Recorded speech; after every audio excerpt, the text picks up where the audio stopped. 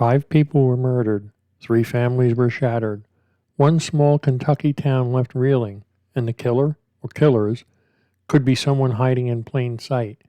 These weren't random acts of violence or robberies gone wrong. The crimes appear calculated, deliberate, and disturbingly tied to those with influence. As we uncover the victims and sift through the evidence, one unsettling pattern emerges. Familiar names keep surfacing. Could the answers lie within Bardstown's own tight-knit community? Who holds the secrets to these tragedies, and why haven't they been uncovered? Stay with us as we delve into the chilling mystery that haunts this quiet town. Hang around to the end to hear the latest updates on this story, and if there might finally be answers to this mystery. Join me for another strange, odd, and mysterious story here at Odd Mystery Stories. Sherry Ballard's world changed on July 3, 2015, when her 35-year-old daughter, Crystal Rogers, left home and never returned. Crystal was supposed to meet family members that evening, but she never showed up. Her abandoned car appeared the next morning on the Bluegrass Parkway, engine still running, with her purse and phone left behind. The scene looked peaceful, no signs of a struggle, nothing obviously wrong, but her family knew immediately something terrible had happened. Crystal wasn't the type to disappear. She had 2 young children who depended on her. She loved being a mother, and friends say she wouldn't have left them willingly. Her boyfriend, Brooks Houck, told police they'd had dinner together that night before he dropped her back at her car at around midnight. However, security footage from nearby businesses didn't align with his timeline. When asked about their last conversation, his answers shifted, raising more questions than they resolved. Those closest to Crystal said she'd grown increasingly uncomfortable in her relationship with Brooks in the weeks before she vanished. She confided in friends about his controlling behavior, how he monitored her movements and isolated her from her family. They noticed bruises on her arms she couldn't explain. The day she disappeared, she reportedly planned to tell Brooks she needed space. She never got the chance. Brooks had powerful connections in town. His brother Nick worked for the Bardstown Police Department at the time. Some locals whisper this relationship affected how the case was handled from the very beginning. Officers didn't search Brooks' farm until 3 months after Crystal vanished, long enough for evidence to disappear if it had ever been there. When they finally did comb the property, they found nothing conclusive. Meanwhile, strange things kept happening. Crystal's uncle went to collect her purse from the police station and discovered someone had tampered with it.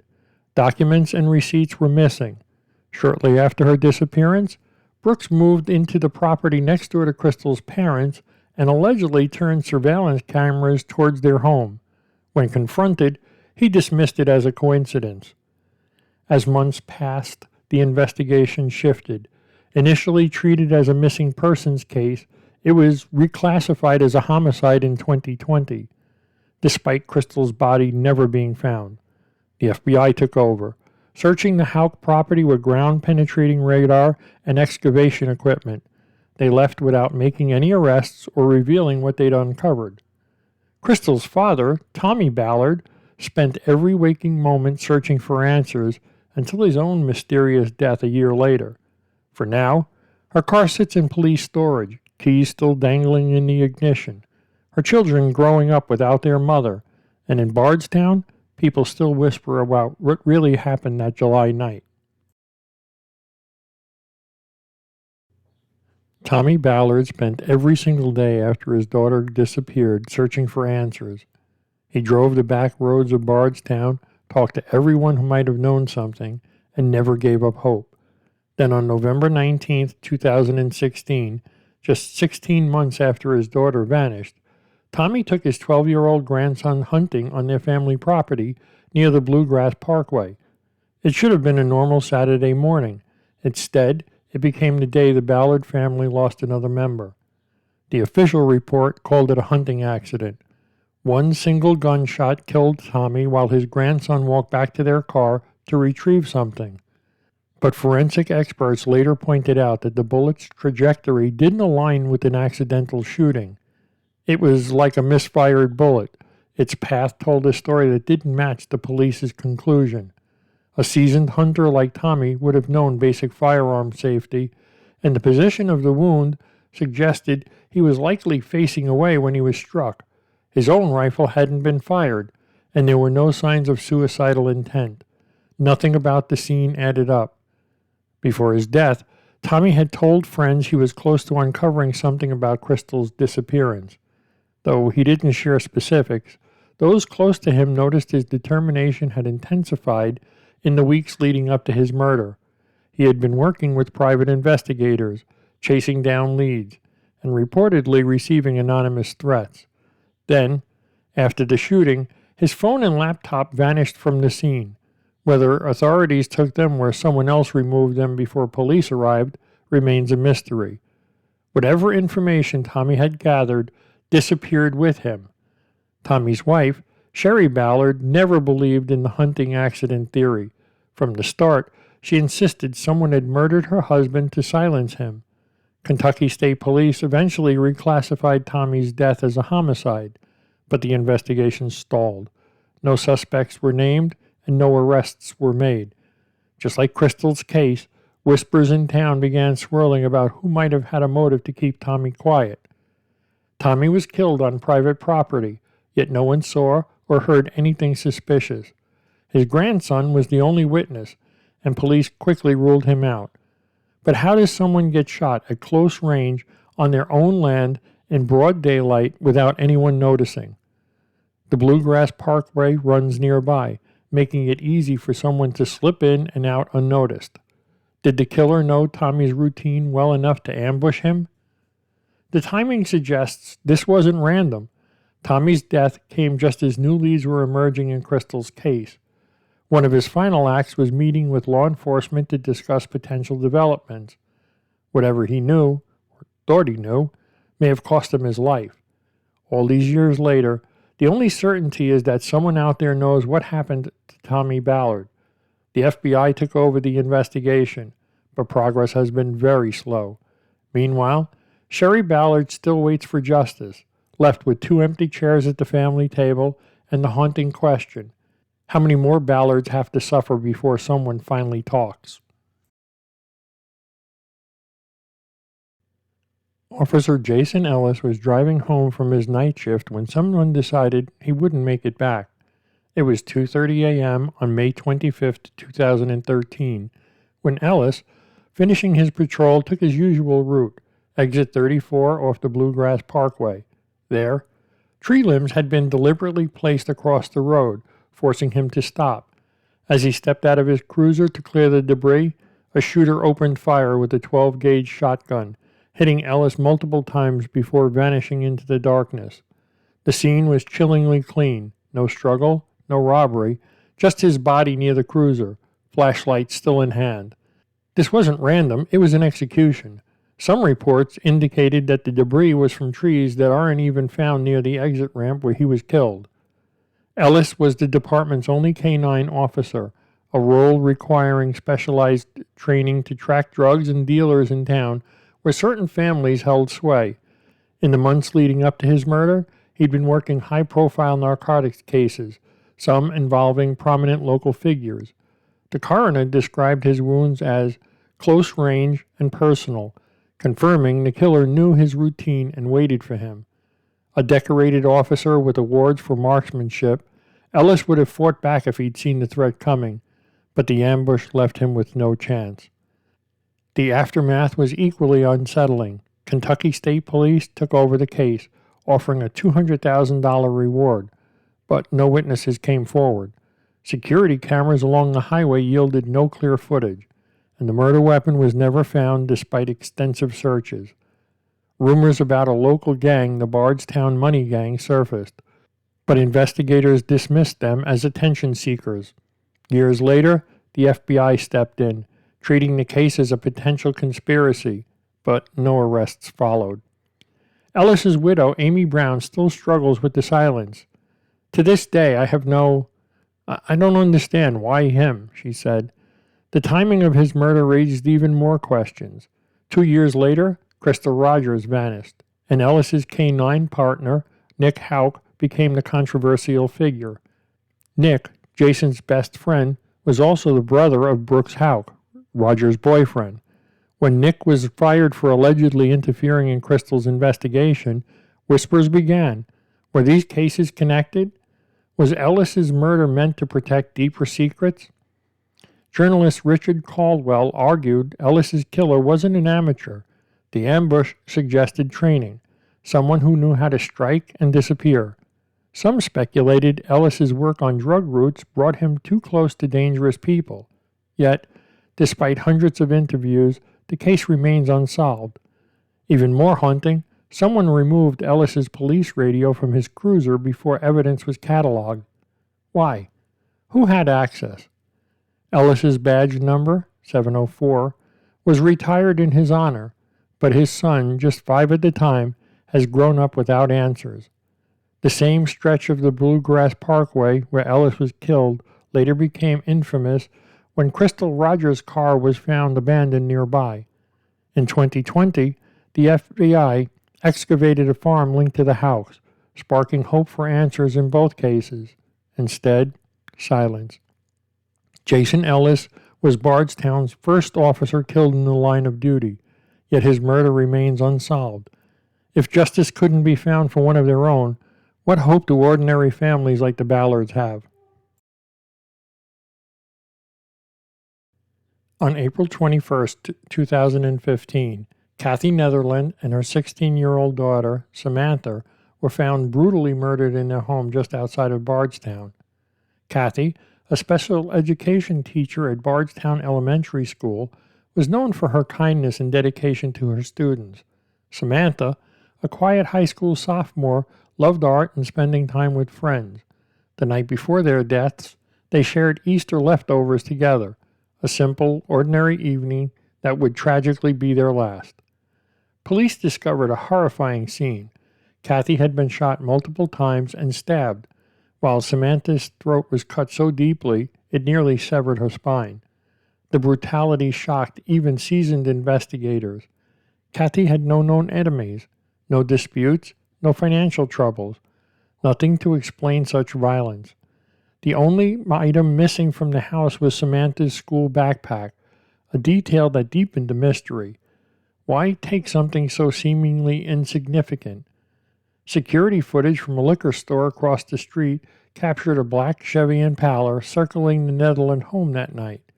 The car drove past, then returned, as if the driver was scouting the property. Minutes later, a figure entered the house. Within 15 minutes, the car sped away. Police investigated over 90 similar vehicles, but never found the right one. The full video remains unreleased, with authorities citing concerns about compromising the investigation. The secrecy has left the public speculating about what those grainy frames might reveal. The killer's actions suggested familiarity with the house. They didn't ransack the place or search for valuables.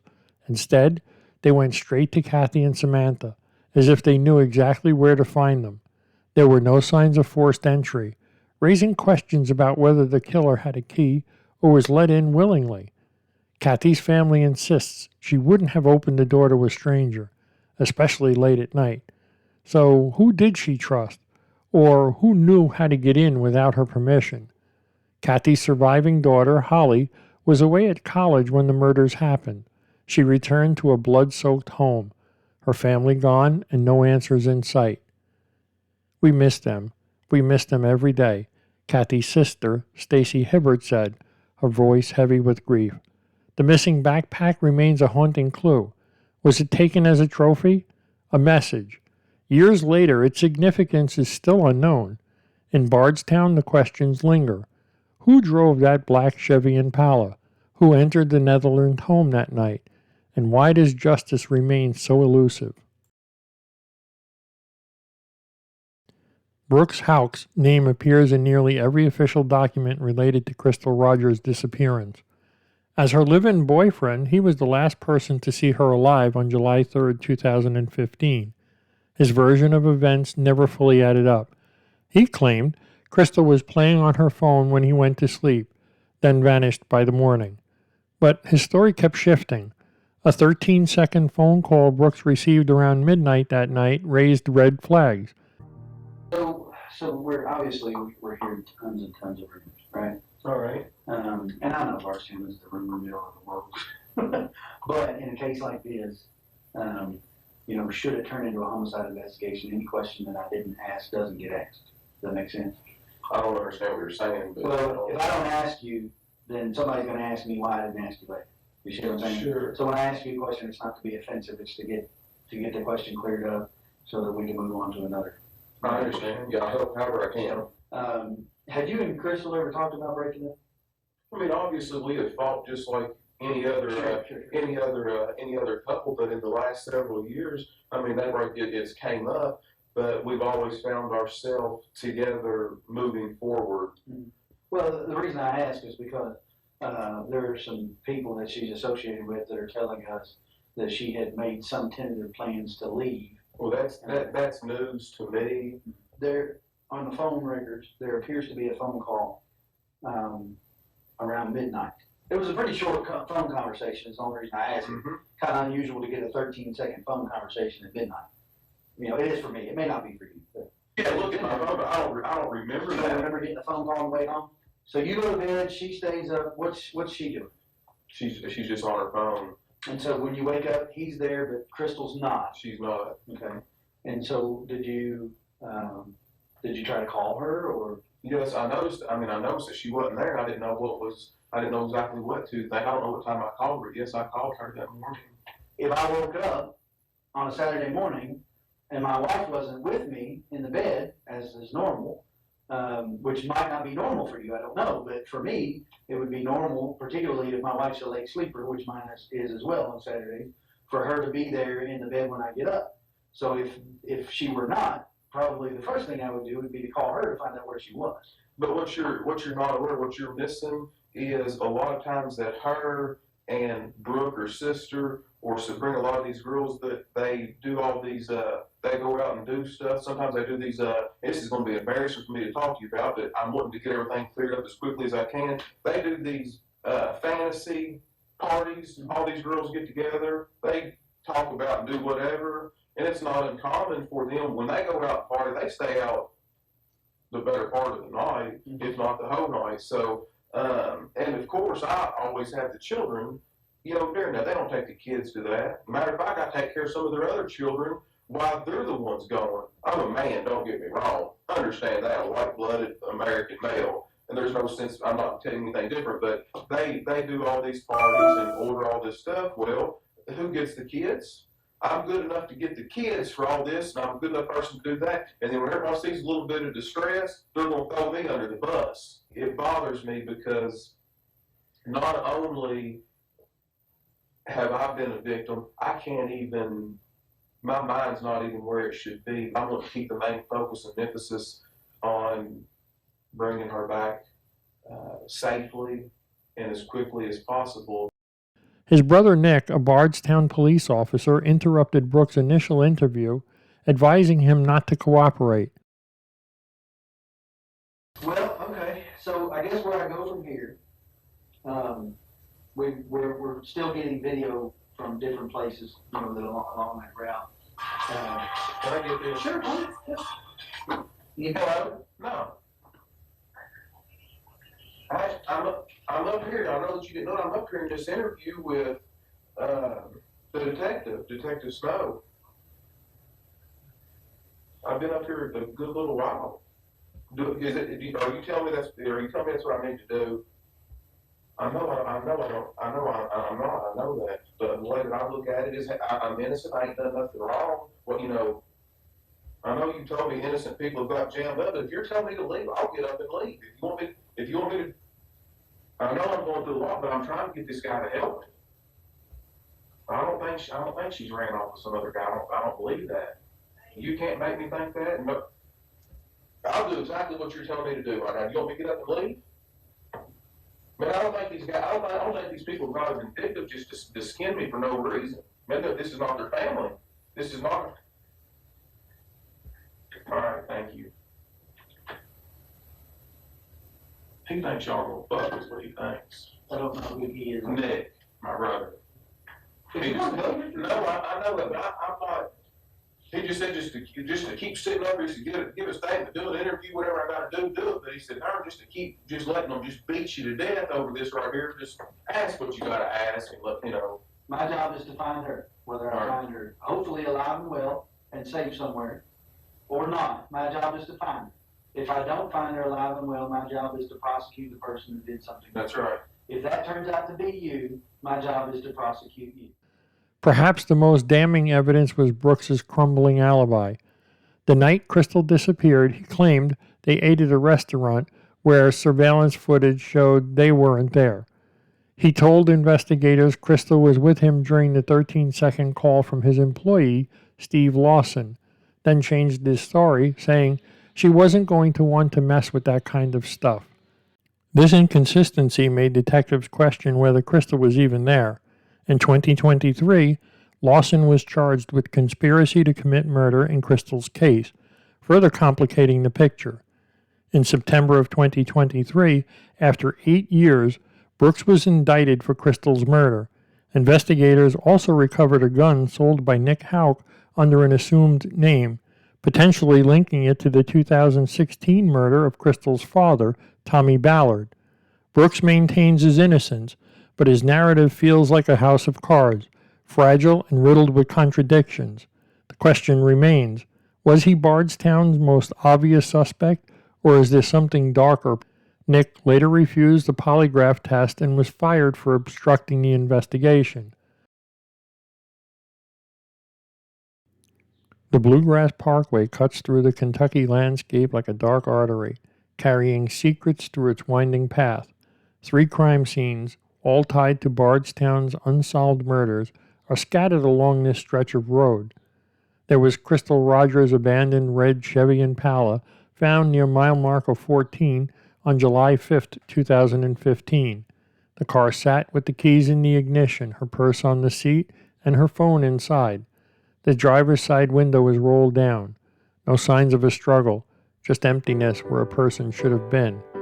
A flat tire suggested she may have pulled over for car trouble, but what happened after remains a mystery.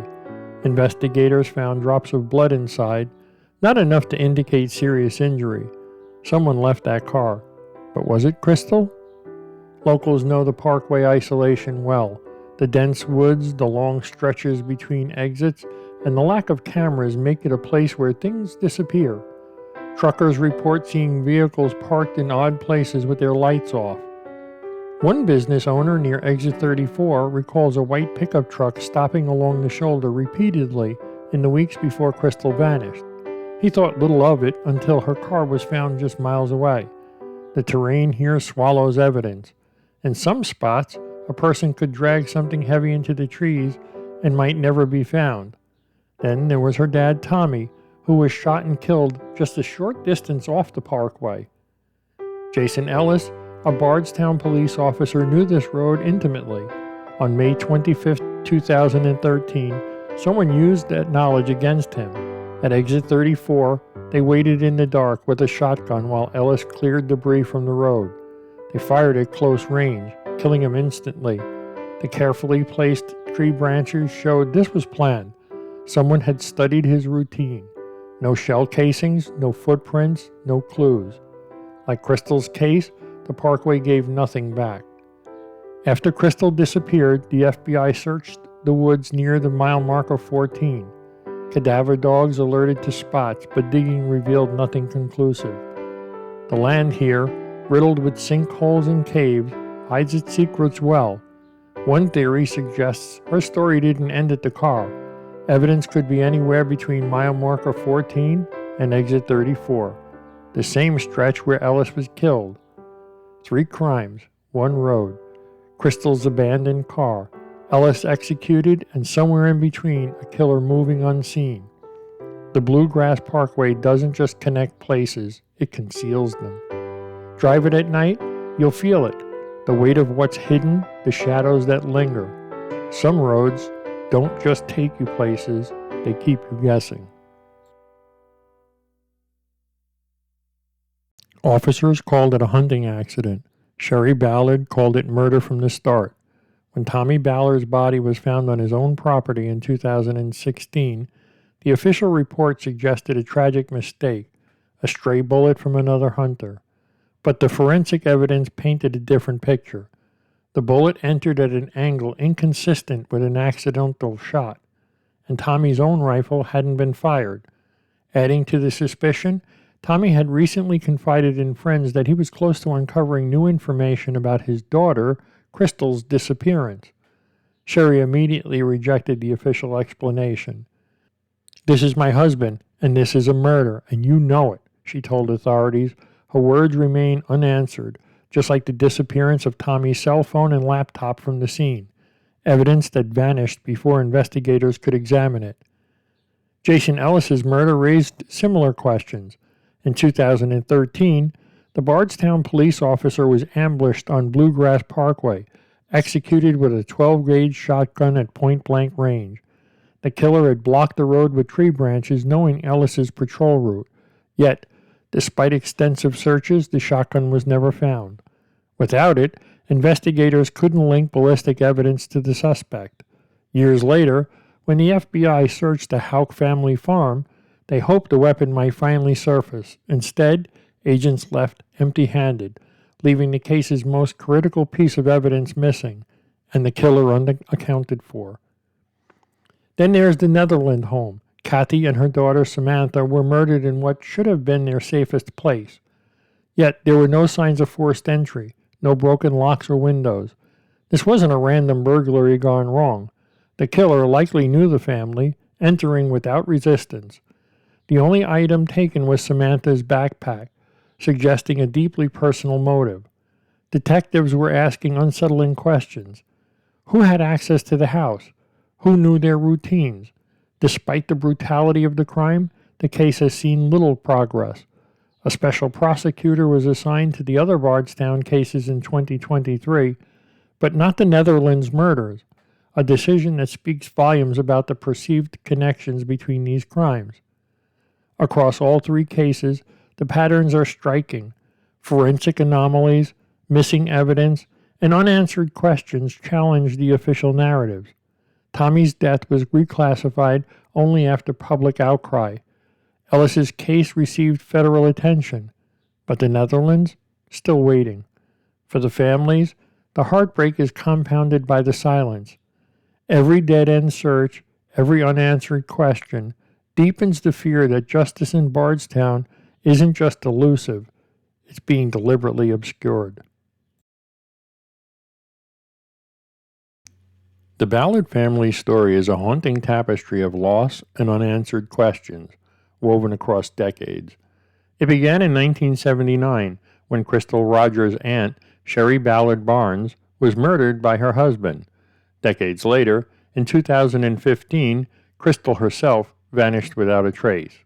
16 months after her disappearance, her father, Tommy Ballard, was killed under suspicious circumstances. These tragedies, spanning generations, have left the family grappling with a relentless cycle of violence and uncertainty. Tommy Ballard became the heart of the search for Crystal. He walked miles of back roads, plastered Bardstown with missing posters, and formed Team Crystal, a group dedicated to keeping her case alive. He didn't shy away from naming Brooks Houck, Crystal's boyfriend, as a suspect, pointing out inconsistencies in his statements and the preferential treatment Houck received due to his brother Nick's position as a police officer. Tommy's determination was unwavering, even as he confided to friends that he was, quote, close to figuring things out just weeks before his death, a revelation that now feels chillingly prophetic. The threats against the Ballards were impossible to ignore. Family members reported being followed, strange cars loitering near their homes, and unsettling questions directed at Tommy's grandson, who was present during the so-called hunting accident that claimed Tommy's life. The boy revealed that Tommy had recently expressed fears of being watched. When Tommy's phone and laptop vanished from the scene, the family was left with more questions than answers. Nick Houck's involvement deepened their fears. As a Bardstown police officer, he allegedly interfered with Crystal's investigation, even advising Brooks not to cooperate with authorities. His refusal to take a polygraph test for weeks and the, quote, grave concerns noted in the results only fueled suspicions. After his firing, the Ballards wondered how many others in law enforcement might still be protecting Brooks. When Tommy died, some questioned whether someone with police training could have staged the scene. Despite the mounting threats, Sherry Ballard had refused to give up. Her home was burglarized, tracking devices were found on family vehicles, and private investigators uncovered signs of surveillance. Yet, she continues to hold press conferences and demand action, even as the silence from Bardstown grows louder. At family gatherings, the toll is evident. The empty chairs, the wary glances at unfamiliar cars, the hesitation before answering unknown calls. For the Ballards, this isn't just grief, it's survival.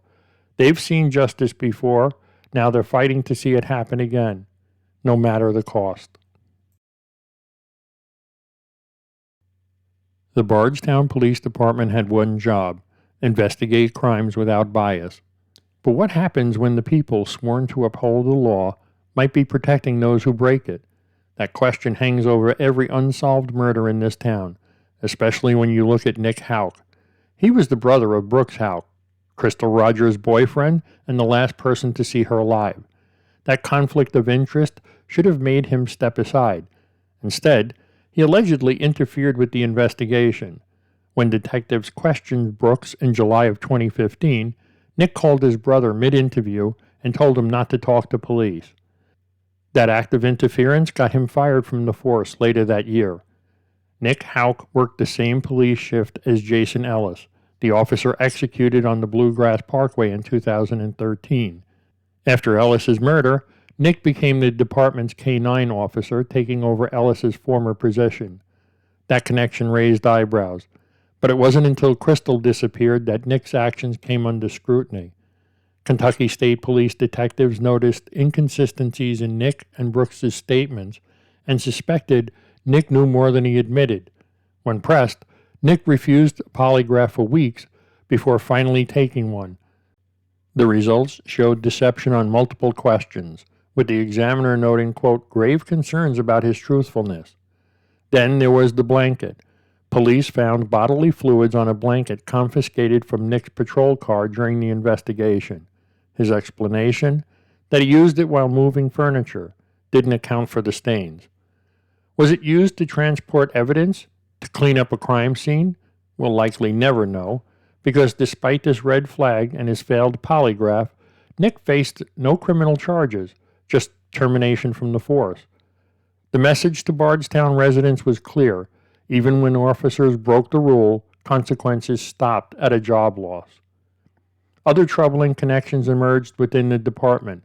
Multiple officers had relatives married into the Houck family, creating clear conflicts of interest. One detective working Crystal's case was married to a Houck cousin. Yet these officers weren't recused from the investigations involving the Houcks. When the Ballard family raised concerns, they were brushed aside. Outside agencies like the FBI had to step in, sensing local investigators couldn't be trusted to pursue all leads fairly. Reports went missing. Witness statements disappeared. Crucial evidence, like Tommy Ballard's cell phone, vanished. For 3 months after Crystal disappeared, police didn't search Brooks Houck's property, giving ample time to hide evidence. These failures weren't oversights, they were patterns that eroded trust in law enforcement. Today, many locals hesitate to call the Bardstown Police Department for help. That's the legacy of these cases, a town that no longer believes its protectors are unbiased.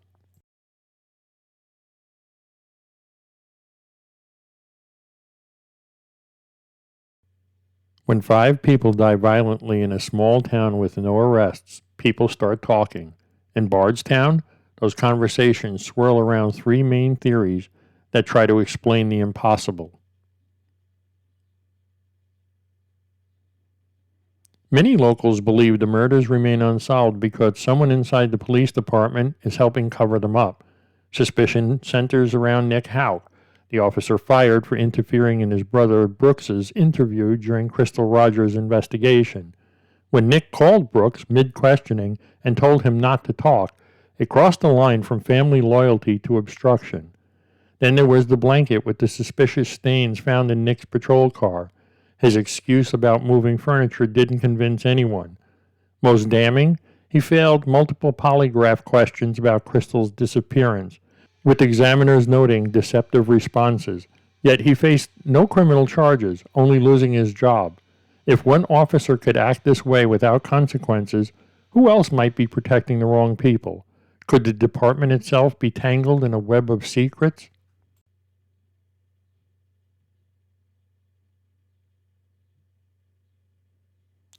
The execution-style murder of Jason Ellis, Bardstown's canine officer, brought whispers of cartel involvement. Ellis worked major narcotics cases, often targeting powerful local families. His ambush on the Bluegrass Parkway was chillingly precise. Branches placed to force him to stop. His killer lying in wait. That level of planning suggests professional killers, not random criminals. Some point to the Bardstown money gang, dismissed by police as petty criminals. But the timing raises questions. If Ellis was getting too close to major drug operations, his murder would send a clear message to the other officers. Don't push too hard. Adding to the unease, Nick Houck took over Ellis's K-9 position after his death, tying two unsolved cases together in the minds of many. Could Ellis's murder have been a warning, a way to protect a larger operation?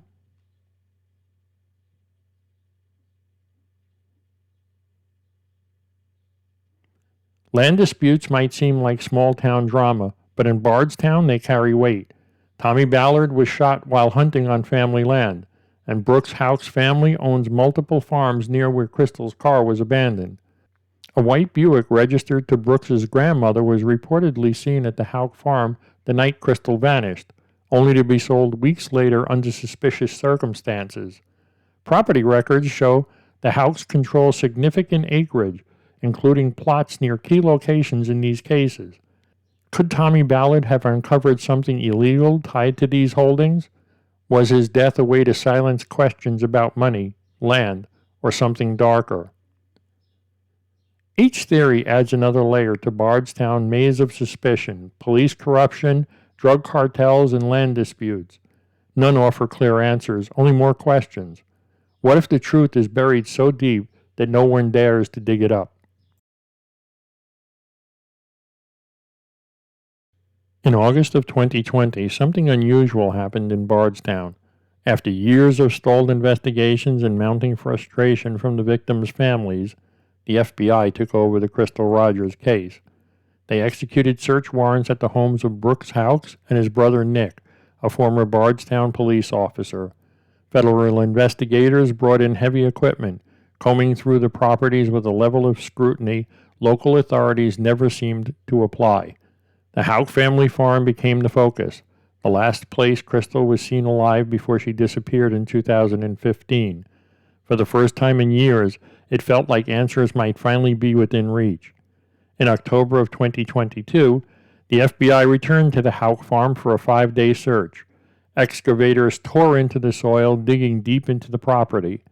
Officials confirmed they collected evidence and sent it to the FBI lab in Quantico, but they refused to reveal what they'd found. Was it a weapon? Clothing? Something tied to Crystal's disappearance? Or even Jason Ellis's murder? The silence only fueled speculation. If the FBI went to such lengths, they must have found something significant. Yet months passed, and the public was left with nothing but questions. Was the evidence inconclusive, or was someone powerful enough to keep it hidden? One detail stood out during these searches. In 2021, investigators returned to another property linked to Brooks Houck, a subdivision where his construction company had worked. They broke apart a freshly poured driveway to examine what lay beneath. Officials described finding, quote, items of interest, but again, no specifics were given. The secrecy surrounding these discoveries left many wondering if these items connected Brooks to Crystal's disappearance. Why not announce it? If they cleared him, why the silence? The more the FBI searched, the more it seemed like they were closing in on something, but no one would say what. The Houck farm sprawled across acres of land, some dense with trees, others open and exposed.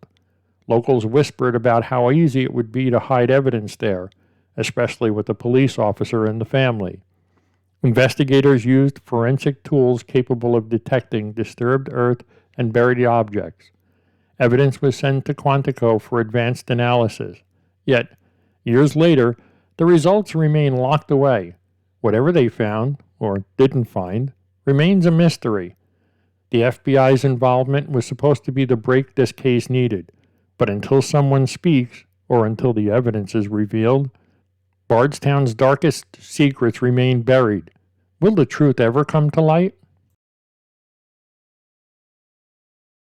Nearly a decade after Crystal Rogers vanished from Bardstown, the wheels of justice are finally beginning to turn, but not without delay, confusion, and controversy.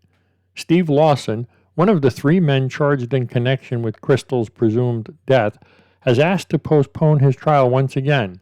His legal team is challenging the process around testing 2 strands of hair found in Crystal's car, even after prosecutors determined those hairs don't match any of the defendants. Initially, the state wanted to test them using a method that would destroy the evidence and prohibit third-party observation, but after walking back the request, it's unclear how that affects Lawson's attempt to stall the trial further. His defense says they want an independent expert to inspect the hairs, and the judge has allowed that, setting an April 11th deadline for arrangements. Meanwhile, the court has scheduled his next hearing for April 14th, just weeks ahead of his current trial date set for May 27th. That's already a delay from February, when Lawson argued his new attorneys needed time to review a mountain of evidence. But Lawson isn't the only one facing charges. His son, Joseph Lawson, is also charged with conspiracy to commit murder and tampering with evidence, and perhaps most notably, Crystal's former boyfriend, Brooks Houck, the man long suspected by many in the community, is facing charges of murder and evidence tampering as well. All 3 men have pleaded not guilty. Crystal Rogers was just 35 when she vanished around July 3, 2015. Her car was later found abandoned along Bluegrass Parkway, keys, phone, and purse left behind, though her body has never been recovered. Authorities officially presume her dead.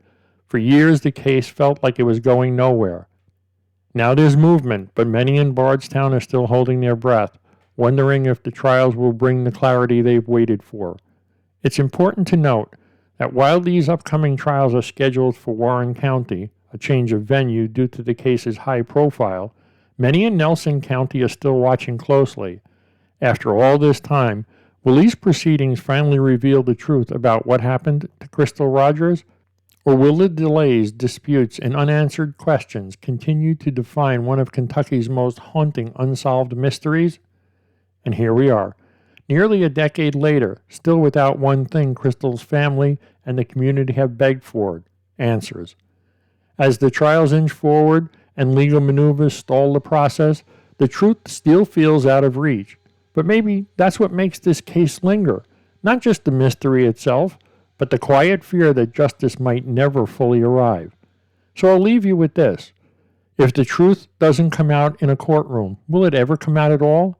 Or has someone already spoken and simply hasn't been heard? Let me know your thoughts in the comments below, because sometimes it takes just one person to see what everyone else missed. Hey, thank you again for joining me in another odd mystery. My name is Vince. If you enjoyed this story, you might also be interested in the mysterious disappearance of Kelly Day Wilson. You'll find the link to that story in the upper right corner of your screen. Your support helps keep these stories alive, giving the affected families the hope they seek.